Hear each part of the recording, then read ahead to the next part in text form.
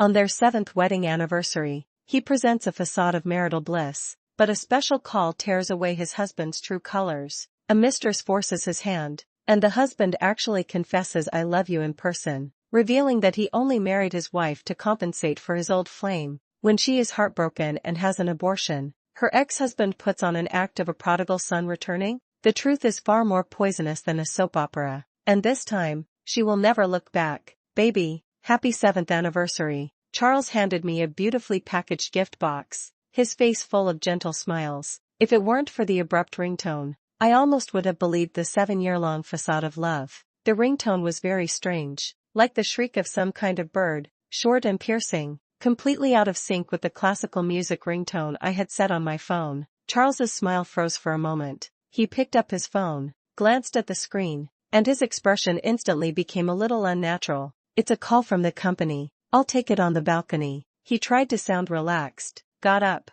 and walked towards the balcony, but his back looked a little hurried. I watched his back, and my heart sank little by little. I've heard this ringtone before. That was Assistant Sarah's exclusive ringtone. A woman Charles had noted as Little Idiot. 7-year anniversary. An urgent call from the company. Still Sarah? Heh, how ironic. I opened the gift box, and inside was a dazzling diamond necklace, exquisitely designed and worth a lot. Charles is always like this, using material things to cover up the emptiness and lies in his heart. This necklace, like him, is flashy on the outside, but rotten on the inside. The balcony door closed, shutting out the outside sounds, but it couldn't shut out the cloud of doubt in my heart. My thoughts drifted uncontrollably back to the past, and the details I had deliberately ignored surged into my mind like a tide. I had been married to Charles for 7 years. In the eyes of outsiders, we are a model of a loving couple, a perfect match of talent and beauty, and successful in our careers.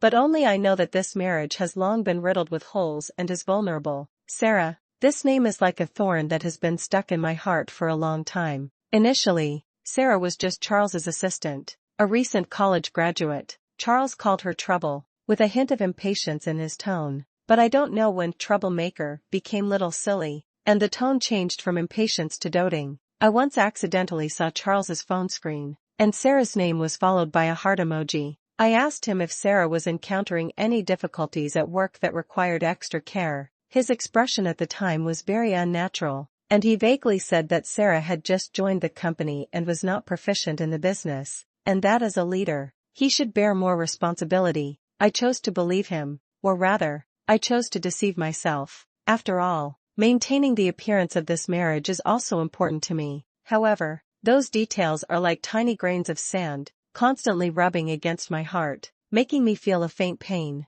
I once tried to communicate with him, asking if he was under too much work pressure, or if he had encountered any troubles. Sarah, I even started to doubt myself, wondering if I wasn't doing enough, if I was no longer attractive, if I couldn't hold on to his heart. But I clearly sacrificed so much for this marriage. I gave up my career, my hobbies, my social life. I dedicated everything I had to this family, to Charles. Could it be that all of this has just been wishful thinking on my part? The phone call on the balcony doesn't seem to be over yet. Charles's voice vaguely drifts over. I can't make out the specific content, but his tone is unusually gentle, completely different from his perfunctory attitude towards me just now. My heart grew colder and colder, as if I were in an ice cellar. Our 7th wedding anniversary, which should have been our sweetest day, became the prelude to uncovering the truth. I took a deep breath, forcing myself to calm down. Maybe things aren't as bad as I thought. Perhaps, it's just that I'm too sensitive and too anxious. Perhaps,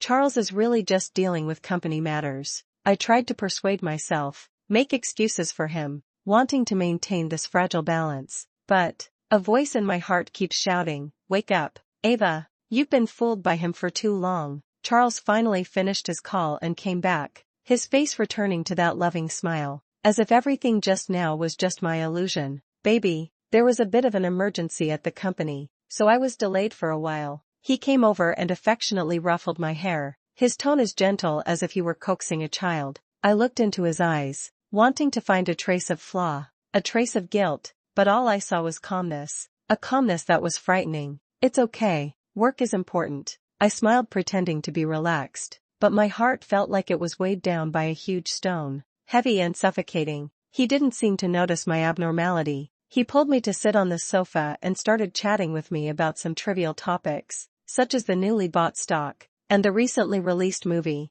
I responded absent-mindedly, but my mind kept replaying the phone call just now. Sarah, silly girl, ambiguous note, gentle tone. These fragments flashed through my mind like movie reels, piecing together a truth I dared not face. I suddenly remembered a post I saw online before, where a woman accidentally looked at her husband's phone and found that her husband's note for a female colleague had changed from colleaguely to little cutie, and the chat history was even more ambiguous. The woman wrote in the post, "The qualitative change in a relationship can be seen from the change in remarks. From troublemaker to little fool. Isn't that also a qualitative change?" The more I thought about it, the more frightened I became. My palms started to sweat, and my breathing became rapid. No, I can't sit here and wait for my doom. I need to find out the truth. I need to know what Charles is hiding. Charles. I got up from the ground, walked to the dressing table, opened the drawer, and rummaged out an old mobile phone from it. This is the backup phone I used before, and it still has some old photos and text messages saved in it. I turned on the phone, took a deep breath, and then clicked on the address book. In the address book, I found Sarah's name. I hesitated for a moment, but finally clicked on Edit Contact. On the screen, behind Sarah's name, there were indeed the words "little idiot" and a red heart emoji. My hands began to tremble, and my eyes started to heat up. Little idiot. This note is full of silly goose. This note is full of pampering and ambiguity, like a sharp knife, piercing my self-deceiving shell fiercely. So, those gentle tones and those affectionate names were not my illusions. So, Charles's tolerance towards Sarah has long surpassed the boundaries of a boss to a subordinate. It turned out that I had been living in a carefully woven lie, like a fool, kept completely in the dark. My heart felt like it was being squeezed tightly by an invisible hand, hurting so much that I couldn't breathe.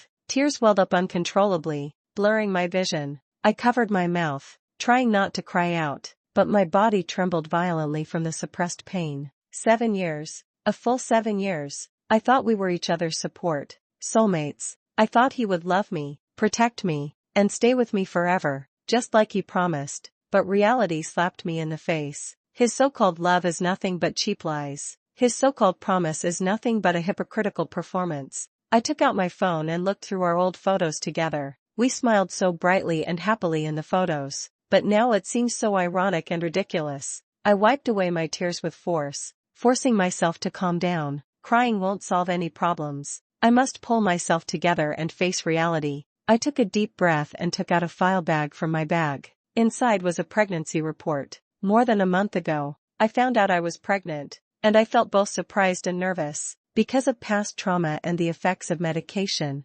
doctors had said my chances of getting pregnant were low. The arrival of this child is a miracle and a hope for me. I originally planned to tell Charles this good news today, on this special day, to give him a surprise and inject new vitality into our marriage. I even fantasized that with a child, Charles might settle down, return to my side, and we would be as happy as before. But now, looking at the glaring contact name on the phone screen, I hesitated. Is this child coming at a really bad time? Does a man whose heart has already changed still look forward to the arrival of this child? Will he still cherish this child like I do? My heart is a tangled mess, and I don't know what to do. Just then, Charles's voice came from outside the bedroom door. "Ava, are you okay? Are you not feeling well?" His voice sounded concerned, but I detected a hint of insincerity. I quickly wiped away my tears, stuffed the pregnancy report back into my bag, adjusted my mood, and opened the door. "I'm fine, just a little tired." I forced a smile. Charles frowned, looking at my red and swollen eyes, and asked, "Why are you crying? Are you feeling unwell?" "No, I was just thinking about how we've been married for 7 years, and I felt a little emotional. I just made up an excuse." He breathed a sigh of relief and reached out to pull me into his arms. "Silly girl, what are you crying about? We have many more 7 years to come." His embrace used to be my warmest harbor, but now, I feel a wave of nausea. "Charles." "Hello, Sarah, what's wrong?" His tone was full of anxiety and worry, completely different from the gentleness I had just heard. Whatever was said on the other end of the phone, Charles's face became increasingly unsightly, and cold sweat even broke out on his forehead. "Don't do anything foolish. I'm coming over right away. Wait for me." He roared into the phone, his voice trembling with excitement. Hanging up the phone, he didn't even look at me, grabbing his coat and rushing out. "Charles, where are you going?" I shouted subconsciously. He paused, turned back and looked at me with a complicated expression, a mix of guilt, struggle, but mostly anxiety. "Ava, something urgent has come up at the company. I have to go deal with it right away. Have dinner yourself. Don't wait for me." He hastily threw down these words and rushed out the door without looking back. The sound of the door closing was like a heavy hammer, slamming hard on my heart. Urgent company matter? Sarah, don't do anything stupid? Heh, how ridiculous. What kind of urgent company matter would make him rush out so recklessly? What kind of urgent company matter could make him completely forget that today is our 7th wedding anniversary? What kind of urgent company matter could make him leave me alone at home without even a decent explanation? The answer is already obvious. I looked at the empty living room, at the diamond necklace on the table that I hadn't had time to put on yet, and felt a wave of dizziness. The so-called surprise, the so-called anniversary, have all become a joke. My hand unconsciously caressed my lower abdomen, where a small life was gestating, a child who was supposed to be the crystallization of love. But now, I don't know how to face her arrival. Just then, my phone vibrated with a WhatsApp message from an unknown number. I opened the message, and my pupils suddenly contracted. It was a video. In the video, Sarah was wearing a pure white wedding dress, standing on the edge of the rooftop, with tears on her face, her expression desperate and crazy. She held a fruit knife in her hand, pressed it against her wrist, and cried hysterically, "Charles, why won't you marry me? Didn't you say you loved me? Didn't you say you were fed up with that lunatic Ava a long time ago? If you don't agree to marry me today, I'll jump from here." The video angle clearly shows someone filming from the side, the picture shaking, full of tension and chaos. Immediately afterwards, Charles's figure rushed into the frame. He hugged the tottering Sarah tightly, his face filled with terror and heartache. "Sarah, don't do anything stupid. Calm down. I love you. It's you I love." Charles's voice was hoarse with emotion, and every word was like a knife, stabbing fiercely into my heart. "Then why won't you divorce Ava? Why do you have to maintain that ridiculous marriage?" Sarah cried out, questioning him. Charles held her, his voice choked. "I married her only to make up for the mistake she made. She's too pitiful. I can't abandon her at this time." My hands trembled violently, and with a smack, my phone fell to the ground, shattering the screen. The immense shock and humiliation instantly overwhelmed me. I couldn't hold on any longer, collapsed to the ground, and cried loudly. It turned out that what I thought was love was just a carefully planned scam. It turned out that what I thought was salvation was just the pity he bestowed upon me. What I thought was home was just a cage to imprison me. And I am that pathetic clown who was manipulated by him. I don't even know how long I sat on the cold floor. The tears had long since dried, leaving only emptiness and numbness. The sky outside the window gradually darkened, and the city's neon lights lit up one after another, reflecting my pale and disheveled face. On our 7th wedding anniversary, my husband staged a thrilling rescue act for another woman, while I, his legal wife, was forgotten in a corner like an outsider. Even more ridiculous, he kept saying he loved that woman and that marrying me was just to make up for something. Make up for what? Make up for my unbearable past? To make up for a marriage full of lies and betrayal? What a huge irony. I slowly got up from the ground and walked to the mirror. The woman in the mirror was pale, with empty eyes and disheveled hair, with no trace of her former radiance. Is this the pathetic me he's talking about? Is this the me he needs to make up to? A strong hatred surged from the bottom of my heart, almost devouring me. I hate Charles's betrayal and deceit, Sarah's shamelessness and malice, and even more so my own stupidity and weakness. Why should I believe his lies? Why should I have illusions about him? Why should I give up my life for this false marriage?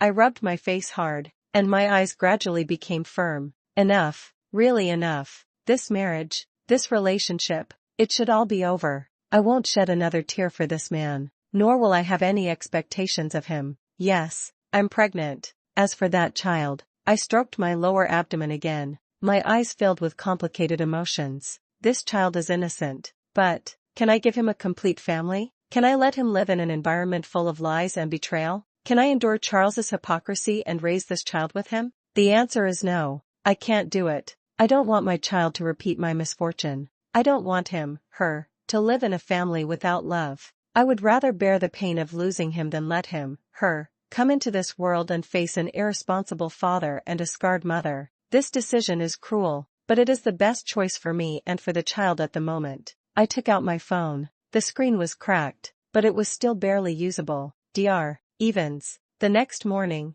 when I woke up, Charles hadn't returned. The living room was a mess, with a shattered phone screen, scattered gift boxes, and the diamond necklace symbolizing love, all silently narrating the absurdity of last night. I calmly cleaned everything up, changed my clothes, and prepared to go out. Just as I reached the door, it opened. Charles's back. He looked very tired, with dark circles under his eyes, a stubbly beard, and a crumpled suit. When he saw me, he was stunned for a moment. Then a look of guilt appeared on his face. Ava, I'm sorry. Last night, he came over and wanted to hug me. I subconsciously took a step back, avoiding his touch. His hand froze in midair, his expression a little awkward. The company had a temporary problem. Very tricky. I dealt with it all night. He tried to explain, his tone sounding sincere. Oh, I responded lightly, without any emotional fluctuations. My indifference seemed to surprise him a little, and also made him a little uneasy. Ava,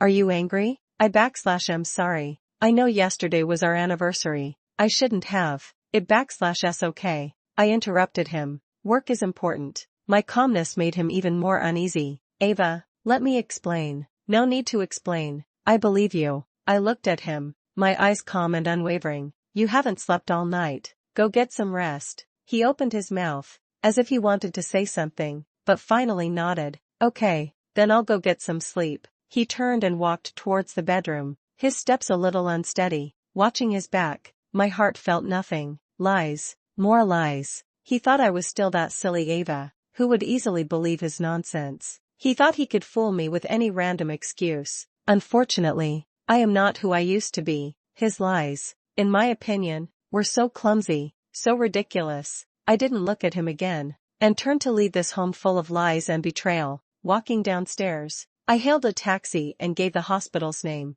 The sunlight shining through the car window on my face was a bit dazzling. I closed my eyes, took a deep breath, and felt the warmth of the sun. From today onwards, I will live for myself. I want to break free from the past, break free from this man, and start a new life. This decision makes me feel unprecedentedly relaxed and firm. The taxi shuttled through the city, and the scenery outside the window receded rapidly. My thoughts also went back to the past, and those memories that I had sealed in my heart came surging like a tide. My childhood was not happy. My parents had a bad relationship and argued all the time, and the house was always filled with depression and indifference. From a young age, I learned to read people's faces, carefully trying to please everyone, hoping to get a bit of warmth and care, but all I got was neglect and blame. In that home, I was like a superfluous person, an unwanted presence, until I met Charles. Bang, Charles. With his company, I felt the taste of being loved and cared for the first time.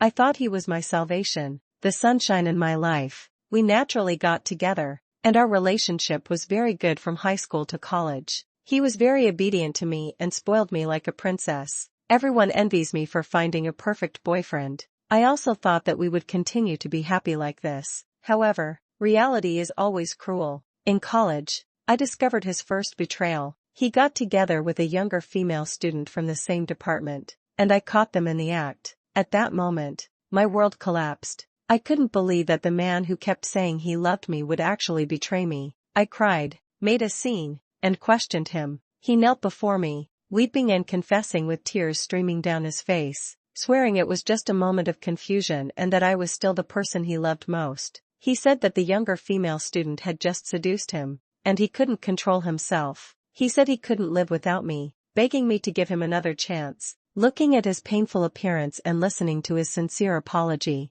my heart softened. I chose to forgive him, because I loved him so much. I was afraid of losing him, afraid of returning to that lonely and helpless state. I thought that after this lesson, he would learn to cherish me and treat me better. But I was wrong. Betrayal is like a thorn stuck in the heart. Even if it's removed, the wound will leave a scar. During that time, I became sensitive, suspicious, and anxious. I often checked his phone, tracked his whereabouts. Like a psychopath, our relationship became strained and suffocating. Just when I thought our relationship was coming to an end, something happened that completely changed my life. It was late one night when Charles and I had a big fight because he was late again. I ran out of the house in anger and wandered alone in the deserted streets. Just then, I ran into some drunken hooligans. They surrounded me, touched me, and used filthy language. I struggled desperately, screaming and calling for help, but there was no one around. Fear overwhelmed me like a tide,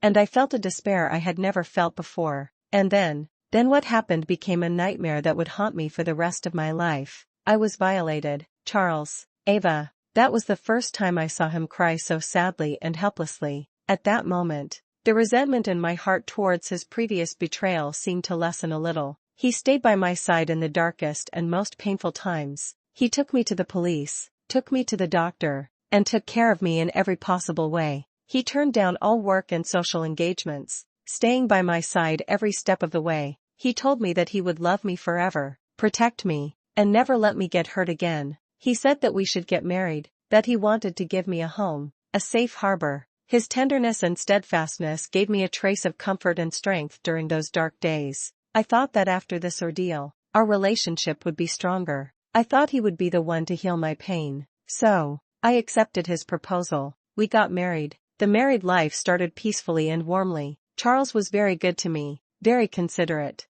and tried hard to play the role of a good husband. He accompanied me to see a psychologist, encouraged me to accept treatment, and helped me out of the shadows. However, can the shadow of trauma be so easily dispelled? I suffer from severe PTSD, post-traumatic stress disorder, insomnia, nightmares, anxiety, and depression cling to me like a maggot on a bone. I need to take medication long-term to control my emotions, and one of the side effects of those medications is that they affect fertility. The doctor told me my chances of getting pregnant are very low. For me, who longs for a complete family, this is undoubtedly another heavy blow. Initially, Charles seemed very understanding. He said that having children didn't matter, as long as we were together, but as time went on, I could feel his change. He began to lose patience with me and became tired of my erratic emotions. He started using work as an excuse to come home later and later. He started mentioning the new assistant, Sarah, more and more in front of me. Looking back now,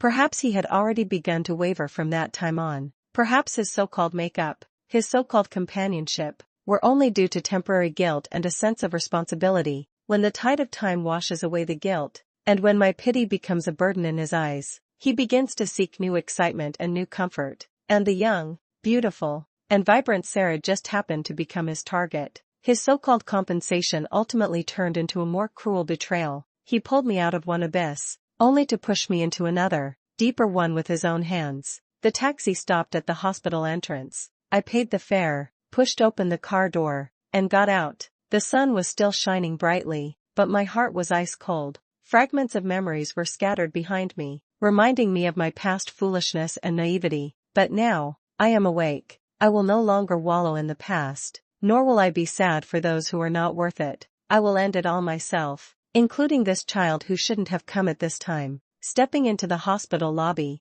the cold smell of disinfectant wafted over me. I registered and sat on the cold seat, waiting for my number to be called. Around me were patients and their families in a hurry, their faces filled with anxiety and worry, but I was unusually calm. I had only one thought in my mind, to end it all and start over. Ava Miller? The nurse called my name. I stood up and followed the nurse into the examination room. I was greeted by a kind-looking female doctor, Dr. Evans. She looked at my medical record and then looked up at me. Have you thought about it, Ava? Her voice was soft, with a hint of concern. I nodded, my tone firm. I've thought about it. Dr. Evans sighed. Ava, I know you've been through a lot, but this child is innocent.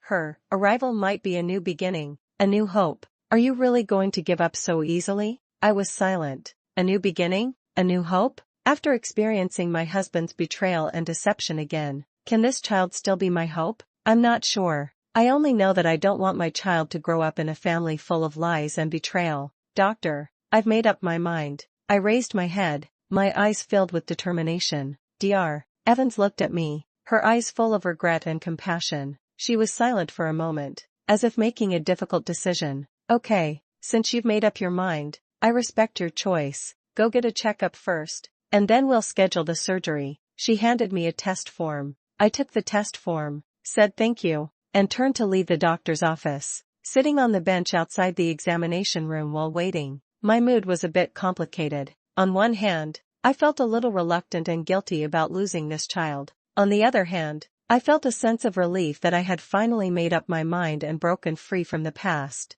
The examination process was quick, and the results came out quickly too. I held the test report and returned to Dr. Evans' office again. She looked at the report and nodded. Well, everything is normal, and surgery can be arranged. But, she paused and looked at me. Ava, I still hope you can reconsider. Or, why don't you go back and discuss it with your husband? No need, doctor, I interrupted her. This is my own decision, and it has nothing to do with him. Dr. Evans looked at my resolute appearance and finally didn't try to persuade me any further. She picked up a pen, ready to sign the surgical consent form. Just then, the door of the clinic was suddenly pushed open violently. Charles rushed in, panting, his face filled with panic and fear. Ava, no, please don't. He rushed in front of me, snatched the surgical consent form from my hand, and tore it to shreds. I was stunned, staring blankly at him. How could he be here? How could he know I was going to abort the baby? Is it Dr. Evans?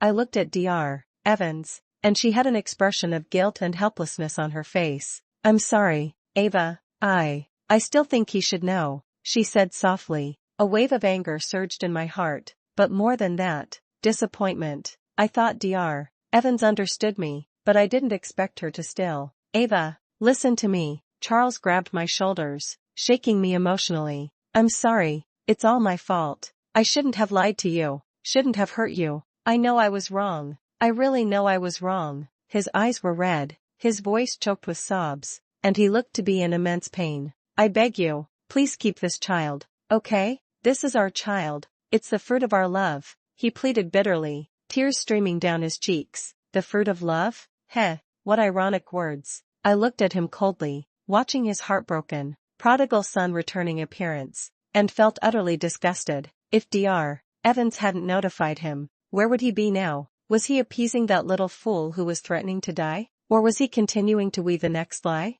Let go of me. I struggled to break free from his hand, my voice icy. Ava, believe me, I will never do it again. I will break off all relations with Sarah. I will fire her. I will be good to you and good to our child. I will give you a happy home. He promised eagerly, trying to win back my heart. His words sounded so sincere, so earnest. If it were before yesterday, I might have been moved by his performance and foolishly believed that he would turn back. But now, after experiencing that disgusting video, hearing him say I love you to another woman, and hearing that he married me only to make up for it, all I feel for him is bone-chilling coldness and disgust. Charles, I looked into his eyes and said, word by word, you are not worthy to be this child's father. My words were like a sharp blade, piercing him fiercely. His face instantly turned pale, his body swayed, and he almost lost his balance. Ava, he murmured my name, his eyes filled with despair and pain. I didn't look at him again, and turned to Dr. Evans and said, Doctor, please arrange the surgery for me now. Dr. Evans looked at me, then at Charles, sighed, and finally nodded. Mr. Charles, please go out first and don't disturb the patient, she said to Charles. Charles, however, was like a madman, holding my arm tightly and refusing to let go. No, Ava, you can't do this to me. You can't abort our child. I beg you. He was practically kneeling on the ground, hugging my leg, pleading bitterly. The surrounding nurses and other patients looked sideways at us, pointing and gossiping. I felt a wave of humiliation and embarrassment, and tried hard to shake him off, but he held on even tighter. Charles, let go of me. You disgust me. I finally couldn't help it and shouted out of control. My words shocked him. He raised his head and looked at me in disbelief. Just then, several security guards rushed over after hearing the news and forcibly pulled Charles away. He was still struggling and roaring my name, like a madman who had lost his mind.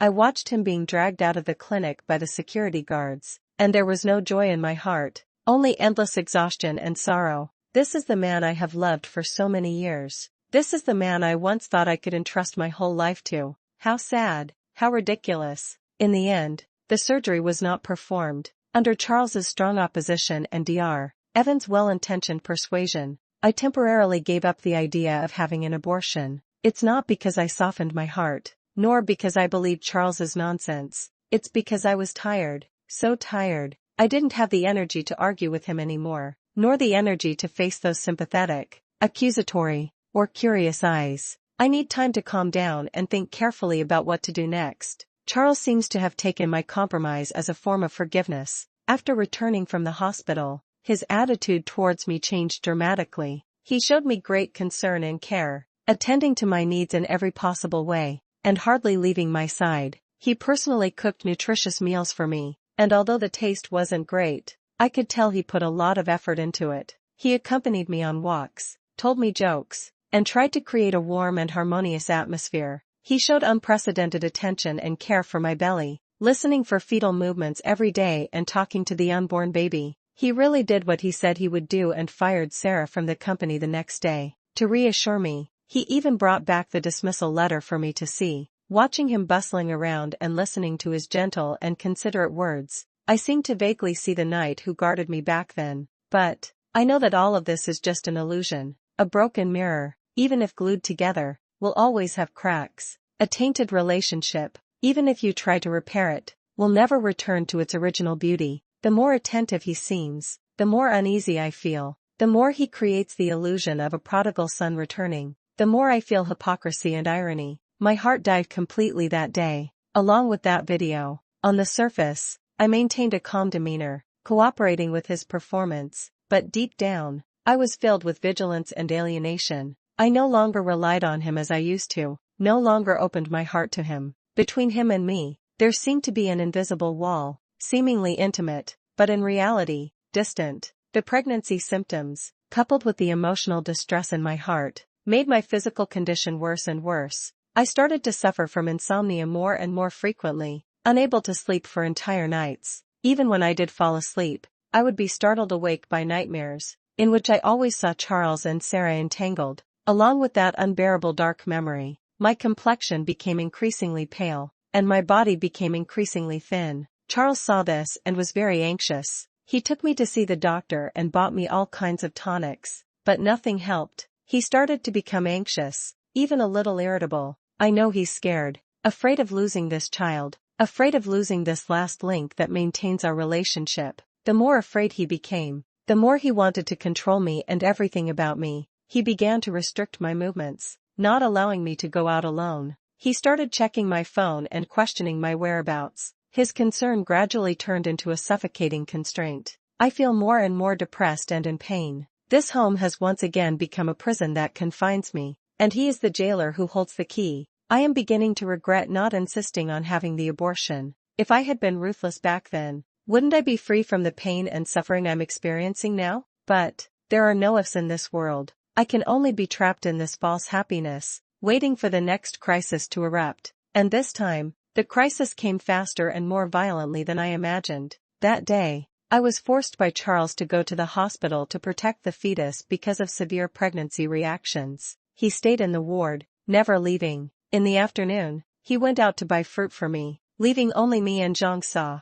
the nanny responsible for taking care of me, in the ward. Just then, the door of the ward was suddenly pushed open. Sarah burst in. She looked much more haggard, but her eyes were full of resentment and madness. "Ava Miller, you bitch, why are you clinging to Charles?" She pointed at me and cursed as soon as she came in. I frowned and looked at her coldly. "This is a hospital room. Please leave." "Go out? Why should I go out? You're the one who should leave." Sarah shouted hysterically. "Charles loves me. He's sick of you. You're just a crazy woman who pretends to be pitiful to gain sympathy." Crazy woman? She actually knows. She actually knows about my past? My heart sank suddenly, and a sense of foreboding washed over me. Sarah, Charles, Sarah, she actually knew about that. That's the deepest and most painful scar in my heart. A nightmare I don't want to mention to anyone. Charles, he must have told Sarah. No one else knows it so clearly except him. That bastard. How could he? How could he reopen my scars and tell his lover about them as gossip? A huge wave of anger and humiliation instantly overwhelmed me. I was trembling with anger. My vision was going black, and I almost fainted. You're shameless. I used all my strength to point at Sarah, my voice trembling with excitement. Me, shameless? Compared to you, a bitch who uses your shameful past to blackmail men. What am I? Sarah laughed even more triumphantly and rampantly. Oh, Right. He also told me that because of that incident, you took too much medicine and can't have children. Now, this child is probably from some wild man. Sarah, Charles, Sarah. Sarah covered her face, looking at Charles in disbelief.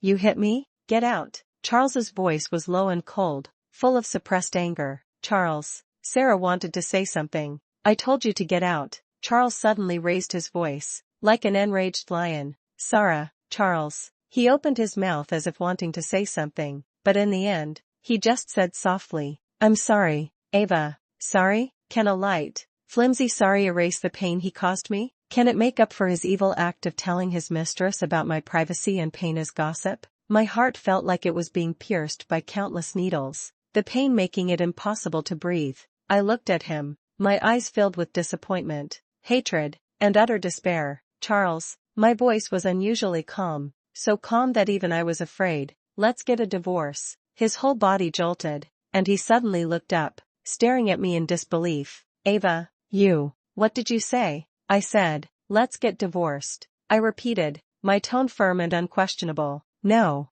Ava, I'm not getting divorced. He rushed over, trying to grab my hand, but I forcefully shook him off. Listen to me, what Sarah said isn't true. I didn't. He was eager to explain. Enough, I interrupted him, my voice a little sharp with agitation. You know whether it's true or not. Charles, I'm tired, really tired. I don't want to act with you anymore, and I don't want to live in your lies anymore. Ava, leave. I turned my head away, not looking at him. I don't want to see you again. He stood there, watching my resolute back, his eyes filled with pain and struggle. Just then, Sarah's faint sobs came from outside the ward. Charles's body visibly stiffened, and his eyes flickered uncertainly. He looked at me, then looked outside the door. Finally, he gritted his teeth and made a choice. He chased after them. Yes, he left me again for that woman. He chased after her without hesitation when I was at my most emotional and physically weakest, just after I proposed a divorce. How ridiculous. The slap he gave Sarah just now was nothing more than a performance for me. In his heart, he still cared more about that little idiot after all. I looked at the empty hospital room door, and the last bit of hope left in my heart was completely extinguished. This time, I've truly given up. I picked up my phone and dialed Zhang Sa's number. Aunt Zhang, did he chase after her? My voice was terrifyingly calm. Aunt Zhang on the other end of the phone was silent for a moment, then whispered, Yes, madam. Okay, I understand. I hung up the phone, my eyes becoming exceptionally cold and firm. Charles, since you choose to betray me again and again, then don't blame me for being ruthless. I don't want this child anymore. I will end this marriage with my own hands. I won't give you any more chances to hurt me. I braced my weak body, pulled out the 4 needle from my hand, and ignoring the nurse's obstruction, I forcibly checked out of the hospital. Charles kept calling, but I hung up and blocked him. I won't give him any more chances to explain or salvage things. Our fate ends here. Chapter 7, Cutting off the past and embracing a new life. I didn't go home. That place full of lies and betrayal. I didn't want to stay there for even a moment longer. I took a taxi directly to a nearby public hospital. This time, I didn't tell anyone. I just wanted to quietly and completely break with the past. Public hospitals are crowded, and the environment is noisier than private hospitals. I found a corner in the waiting area of the obstetrics and gynecology department and sat down, waiting for my number to be called. Most of the people around me were pregnant women, their faces filled with happiness and expectant smiles. Looking at them, my heart was filled with mixed feelings. I once had high hopes for this child, fantasizing about his, or her, future. But now, all of this has become a bubble. My hand unconsciously caressed my lower abdomen, feeling the faint signs of life there, and a trace of sadness still welled up in my heart. I'm sorry, baby, mommy can't bring you into this world. I hope you can be reborn into a happy and fulfilling family in your next life. Just as I was immersed in my own thoughts, I heard a suppressed sob coming from beside me. I turned my head and saw a young girl sitting next to me, her shoulders shaking as she cried, looking very sad. Next to her sat a man in a suit, who looked like her older brother, gently comforting her. Okay, Nicole, stop crying, he's not worth it. The man's voice was gentle, with a hint of helplessness. Brother, I'm really not willing to accept this, the girl said, choking back tears. I loved him so much. How could he do this to me? Listening to their conversation, I could roughly guess what the girl had gone through. Another poor soul hurt by love, perhaps out of sympathy. I felt a strange sense of closeness to this girl. Just then, the girl looked up, saw me, and wiped away her tears a little embarrassedly. "Sorry, did I bother you?" she said softly. I shook my head. "It's okay." The girl seemed to have found someone to confide in and began to tell me her story in fits and starts. Her name is Nicole, and the man next to her is her brother, Ethan.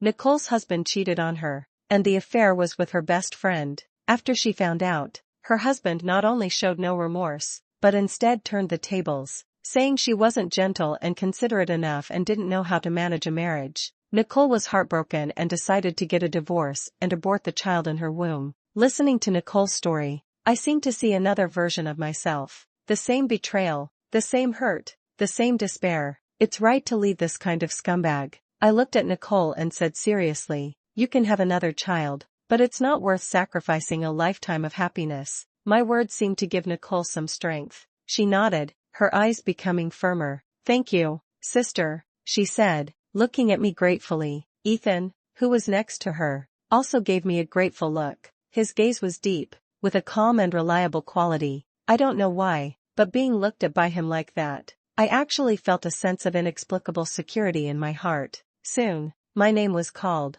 I stood up, nodded to Nicole and Ethan, and walked into the clinic. The operation went smoothly and quickly. When I lay on the cold operating table, feeling the life flowing out of my abdomen, my heart felt like it had been hollowed out, empty, yet there was a sense of relief. It's over, everything is over. Coming out of the operating room, my body was very weak and my face was pale. Ethan and Nicole are still waiting outside. Seeing me come out, Nicole asked with concern, "Sister, are you okay?" I forced a smile. "I'm okay." Ethan stepped forward and handed me a glass of warm water. "Drink some water." "Thank you." I took the glass and sipped it slowly. His actions were natural and considerate, without the slightest affectation or pretense. "Need me to take you back?" Ethan asked. I shook my head. "No need, I can manage on my own." I didn't want to bother them anymore, nor did I want them to know I had nowhere to go. "It's not convenient for you to go alone. Let me take you," Ethan insisted. Nicole also persuaded from the side.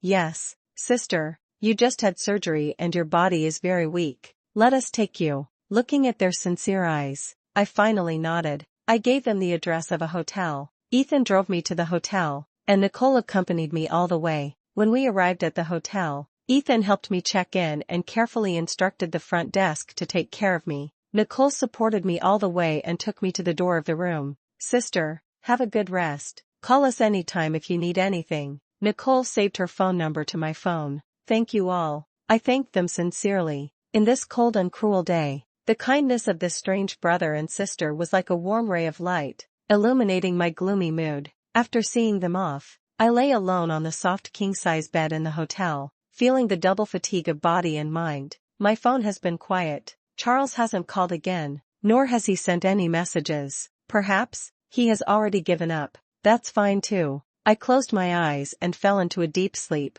I slept soundly and peacefully, without nightmares or waking up startled. When I woke up, it was already the afternoon of the next day. The sunlight shone through the cracks in the curtains, warm and gentle. I felt that my body had regained some strength, and my mood had calmed down a lot. I took out my phone and turned it on. Instantly, countless missed calls and unread messages popped up on the screen, almost all from Charles. He was like a madman, asking me where I was over and over, begging me to call him back. I deleted all the messages and call records expressionlessly. Then, I called my lawyer and told him that I wanted a divorce, as soon as possible. Hanging up the phone, I got up, washed, and changed my clothes. I'm going to find Charles and settle things once and for all. I took a taxi back to that former home. Opening the door, the living room was a mess. The ashtray was full of cigarette butts, and the air was filled with a strong smell of smoke and alcohol. Charles sat slumped on the sofa, looking, his beard unshaven, his eyes sunken, and looking utterly. Seeing me return, he suddenly stood up and rushed towards me, his eyes filled with bloodshot and madness. "Ava, you're finally back. Where have you been? What have you done with our child?" He grabbed my arm and shook it violently, questioning me with a hoarse voice. "Let go." I coldly shook off his hand. "Tell me, where is the child? Did you have it aborted?" he roared emotionally, his eyes fixed on my lower abdomen. Yes, I replied calmly, looking into his eyes. The child is gone. My words were like a bucket of cold water, instantly extinguishing all his hope and madness. He staggered back a few steps, his eyes empty, muttering to himself, "Gone? How could it be gone?" He was like a puppet who had lost his soul, slumped on the sofa, holding his head in his hands, groaning in pain. Watching him collapse like this, I felt no pity, only a sense of vengeful pleasure. "Charles," I walked up to him, looking down at him, "you don't deserve to be this child/s father,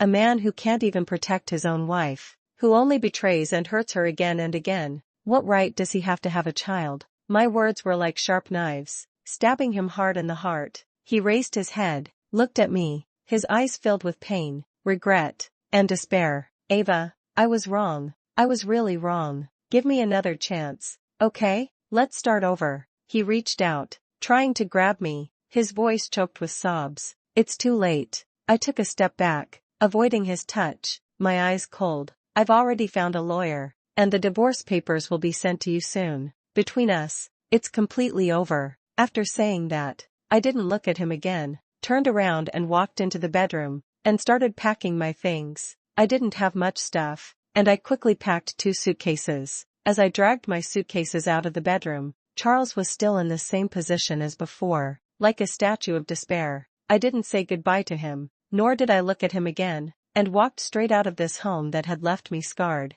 Stepping out of the apartment building, the sunlight shone on me, and I took a deep breath, feeling the air of freedom. Everything in the past is over. From now on, I want to live for myself and start a new life. I found a new place to live, a quiet and comfortable small apartment. On the day of the move, I was busy by myself, and although it was a bit hard, my heart was full of anticipation for a new life. Just as I was struggling to move the last box into the elevator door opened and 2 people came out. It was Ethan and Nicole. All 3 of us were stunned. "Sister Ava, you live here too?" Nicole exclaimed in surprise. "Yes, what a coincidence." I was also very surprised. "We just moved in. We live right across from you." Ethan pointed to the door across from me, a gentle smile on his face. "That's quite a coincidence. I didn't expect that I would become neighbors with these warm-hearted siblings." Ethan naturally helped me push the box into the room, and Nicole enthusiastically helped me unpack. With their help,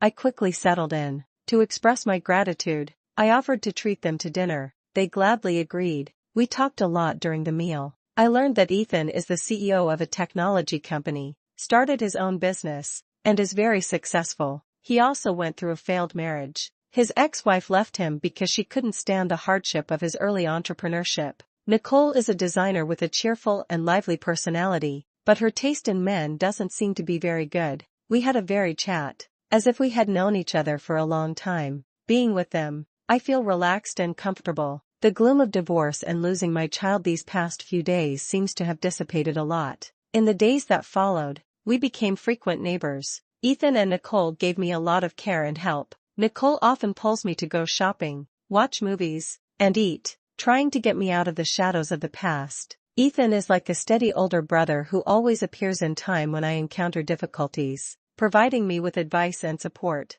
Once, my computer broke down, and many important files inside could not be read. I was frantic, and when Ethan found out, he didn't say a word and spent the whole night helping me repair the computer and retrieve all the files. Looking at his bloodshot eyes and tired expression, my heart was filled with gratitude. I know that he is being too kind to me, beyond what ordinary neighbors would do, but I'm not ready to start a new relationship yet. The past hurts too much, and I need time to heal myself. I deliberately keep a proper distance from him, not wanting to give him the wrong signals. Ethan seemed to sense my concerns as well. He didn't rush to confess his feelings, but quietly stayed by my side, caring for me and supporting me in his own way. This kind of way of getting along makes me feel very comfortable and at ease. Just when I thought life could finally calm down and get back on track, Charles appeared again. He found my new place. That day, I had just come home from work when I saw him waiting at the door of my apartment. He looked even more haggard than last time,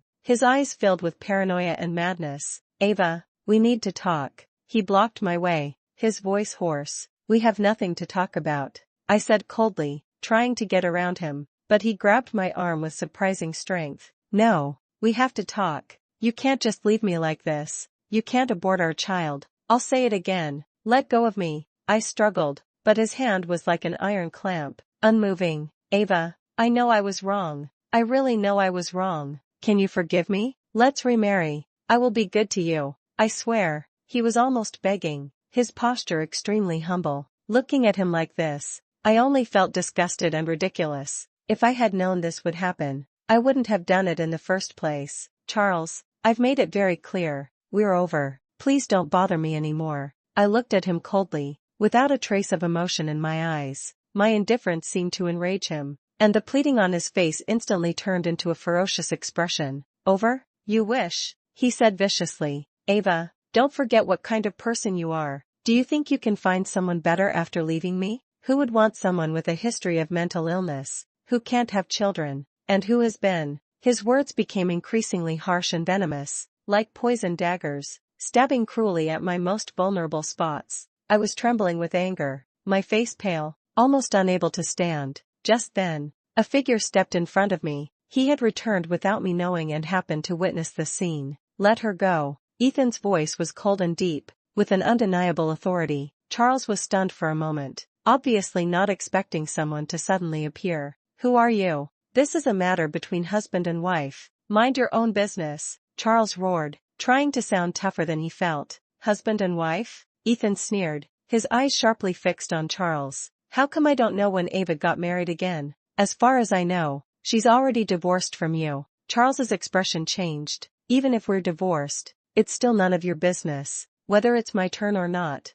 it's not up to you. Ethan interrupted him, his tone firm. Now, please leave immediately. Otherwise, I don't mind calling security. Ethan has a powerful aura, and Charles is clearly somewhat wary of him. He glared at Ethan fiercely, then looked at me, his eyes full of unwillingness and resentment. Ava, you just wait. I won't let this go. He left with a harsh word, and then left in frustration. Watching Charles's embarrassed figure leave, my tense nerves finally relaxed, and my body swayed. Ethan supported me in time. Are you okay? His palm was broad and warm, transmitting a reassuring power through the thin clothing. I'm fine, thank you. I steadied myself and looked at him gratefully. You /re-welcome. Ethan looked at my pale face, his eyes filled with heartache and worry. Don't take to heart what he said just now. I forced a smile and said nothing. How could I not take it to heart? Those vicious attacks tore open my bloody scars once again. If he harasses you again in the future,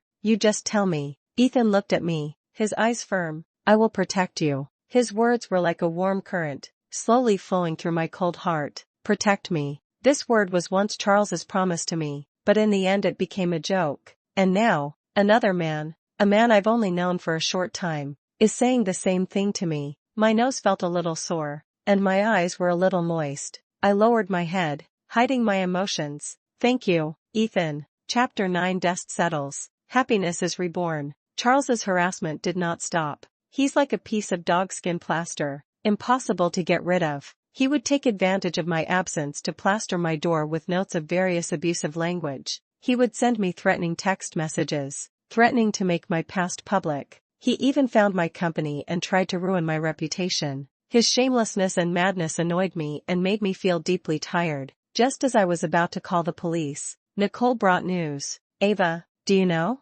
That scumbag, Charles got fired from his company. Nicole told me excitedly. Fired? I was a little surprised. Yes, Nicole said with a gossipy look. I heard it was because he embezzled public funds, and Sarah, the mistress's family, made a scene at his company, saying he cheated them out of money and sex, got their daughter pregnant and refused to take responsibility. His company values its reputation the most, so they kicked him out directly. I didn't expect Sarah and her family to become the last straw that broke Charles's back. It really is a case of bad people getting their just desserts. However, this news also relieved me. Having lost his job and source of income, Charles shouldn't have the energy to harass me anymore, right? Sure enough, Charles completely disappeared from my life after that. The divorce also went smoothly. My lawyer told me that because Charles had an affair during the marriage and had a tendency towards domestic violence, although it was against Sarah, it still counts, and coupled with his current notoriety,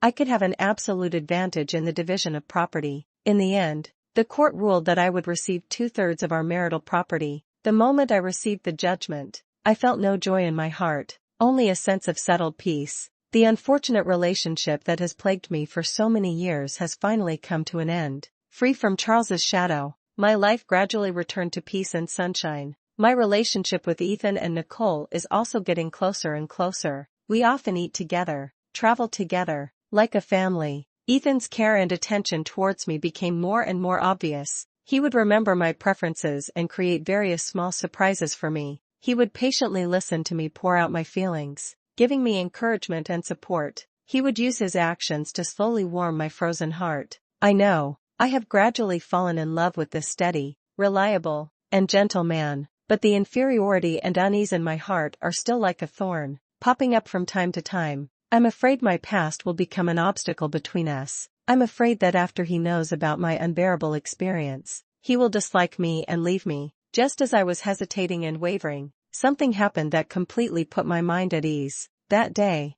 Ethan, Nicole, and I were having dinner at home. The doorbell suddenly rang. Nicole went to answer the door, and standing there were Sarah and Charles. Sarah, with a large belly, wore an arrogant and smug smile on her face. Charles stood behind her, looked haggard and depressed. Ava Miller, long time no see, Sarah said sarcastically. I heard you're divorced? Congratulations. Nicole, with her hands on her hips, stood in front of the door. What are you doing here? You are not welcome here. We're here to find Ava. Sarah pushed Nicole aside and walked straight in, her eyes landing on Ethan, with a hint of inquiry and jealousy. Oh, you found a replacement so quickly? You move fast. I frowned and looked at her coldly. Say what you have to say and leave if you don't. It's not a big deal, Sarah said, stroking her belly, deliberately showing off. I just wanted to tell you that I'm pregnant with Charles's child. We're getting married. I looked at her smug expression, but felt nothing. Oh, congratulations, I said blandly, but what does this have to do with me? Sarah seemed not to expect this reaction from me and was stunned for a moment. Then, she resumed her arrogant demeanor. Of course it matters. I just want to show you that the man you didn't want, I picked up like a treasure. The child you lost, I'll bear it for you. Is that so? I looked at her, the corners of my mouth curving into a mocking smile. Then you've really worked hard. However, there's something I forgot to tell you. What's the matter? Sarah asked subconsciously. My child was aborted long ago, I said calmly. Sarah's face turned pale instantly. She looked at me in disbelief. What did you say? I said, my child was aborted the afternoon you barged into the ward to humiliate me. I looked at her and said, word by word, so, the child in your belly is not a substitute. He is just an illegitimate child. Sarah looked as if she had been struck by lightning, staggering back a few steps, her face pale, her lips trembling, unable to speak. Charles beside him also looked extremely unpleasant. Also, I continued, turning my gaze to Charles, I've already obtained the divorce decree and received 2/3 of our marital property. So, you're probably penniless now, right? Congratulations, Charles, you can finally live the happy life you wanted with your true love. My words were like sharp blades, ruthlessly piercing through their pretense and vanity. Sarah couldn't bear it anymore and burst into tears, covering her face. Charles, now filled with anger and embarrassment, pointed at me and cursed. Ava Miller, you vicious woman, you'll die a horrible death. Enough. Ethan suddenly stepped forward, standing in front of me, his eyes coldly fixed on Charles. Please leave here immediately and don't harass Ava anymore. What do you think you are? Charles lunged at Ethan like a mad dog. Ethan's eyes sharpened. He dodged to the side, then swiftly and decisively executed a hold, subduing Charles on the ground. Get out. Ethan's voice was low and powerful, full of warning. Charles struggled a few times, but found that he was no match for Ethan at all. He could only get up dejectedly, pull the still crying Sarah, and flee in embarrassment. Watching their fleeing figures, I felt a burst of satisfaction in my heart. Thank you, Ethan. I turned around and looked at him. No need to thank me. Ethan looked at me, his eyes gentle and firm. Ava, I know you've been through a lot of bad things, and I know you have a lot of concerns in your heart, but I want to tell you that your past does not define you. In my eyes, you are a strong, kind, and lovable woman. His words were like a warm ray of sunshine, instantly dispelling all the haze and anxiety in my heart. I don't care about your past, he said, looking into my eyes, word by word. I only care about your present and future. Ava, I've liked you for a long time. Are you willing to give me a chance to take care of you, protect you, and give you happiness? His confession was sincere and passionate, deeply moving me. Tears welled up uncontrollably, but this time, they were tears of happiness. I looked at him and nodded vigorously. I do. A brilliant smile spread across Ethan's face as he reached out and held me tightly in his arms. In his embrace, I felt an unprecedented sense of security and warmth. I know that my new life truly begins from this moment. A year later, Ethan proposed to me. On a sunny afternoon, he knelt on one knee, took out the carefully prepared ring, his eyes gentle and affectionate. I accepted his proposal with a smile. Just as we were preparing for the wedding, a small incident occurred. Charles's mother found me. She looked much older, her face full of exhaustion and pleading. She told me that Charles accidentally killed Sarah's father and has now been arrested by the police and may be sentenced to a heavy penalty. She begged me, for the sake of our past relationship as husband and wife, to help Charles, even if it was just by providing a letter of understanding. Looking at her aged face and expectant eyes, my heart didn't waver in the slightest. Charles's situation today is entirely his own fault. I will no longer bear any responsibility for his life, nor will I have any further involvement with him. I calmly refused her request, telling her that Charles and I were no longer involved. She left in disappointment, her hunched figure appearing especially desolate in the setting sun. I watched her back, and there wasn't a ripple in my heart. Some mistakes, once made, must be paid for. 6 months later, Ethan and I held a low-key and heartwarming wedding. No lavish display, just the closest family and friends. Nicole was my bridesmaid and, seeing me in my wedding dress, smiled even more happily than I did. At the wedding, Ethan looked at me, his eyes filled with love and affection. Ava, he said, holding my hand and solemnly promising, from today onwards, I will use my entire life to love you, protect you, and make you the happiest woman in the world. I looked at him, tears welling up in my eyes, and nodded. I knew that this time, I had not chosen the wrong person. Married life was peaceful and happy. Ethan spoiled me like a princess, giving me a sense of security and belonging I had never felt before. Under his love and care, my past traumas gradually healed, and the smiles on my face became more frequent. We traveled together, cooked together, watched movies together, and planned our future together. Occasionally, I still think of those unbearable experiences from the past, but now, they are no longer my nightmares, but a part of my life, reminding me to cherish the happiness before me. I know that happiness is hard-won, but I also know that as long as you bravely cut off the past and embrace the future, everyone has the right to obtain their own happiness, and I have finally found my home. Slap. It's Ethan. I was stunned.